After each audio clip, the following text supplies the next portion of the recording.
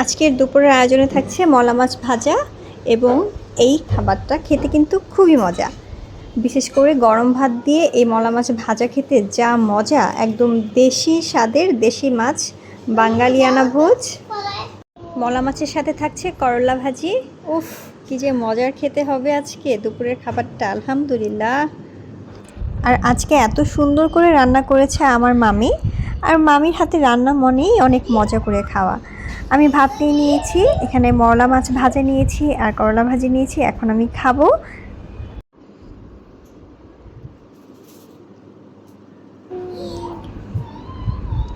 বিসমিল্লাহ। আলহামদুলিল্লাহ, মাশাল্লাহ, অনেক মজা হয়েছে। আর মামির হাতের রান্না তো এমনিতেই অনেক মজা। থ্যাংক ইউ সো মাচ মামি, আপনার উসিলায় আজকে এই মলা মাছটা খুব মজা করে খেতে পারতেছি। করল্লা ভাজি তিতা বলে অনেকের কাছে অপছন্দ, কিন্তু আমার কাছে এত পছন্দ। আর যখন এইভাবে রান্না করা হয়, একটু যদি তিতা লাগতো, কি বলবেন, আপনারা বিশ্বাসই করতে পারবেন না, এক ফোঁটাও তিতা হয় নাই। খুবই মজা হয়েছে খেতে। অ্যান্ড আলহামদুলিল্লাহ, আজকের খাবারটা আমি খুব আয়েশ করে খেয়েছি।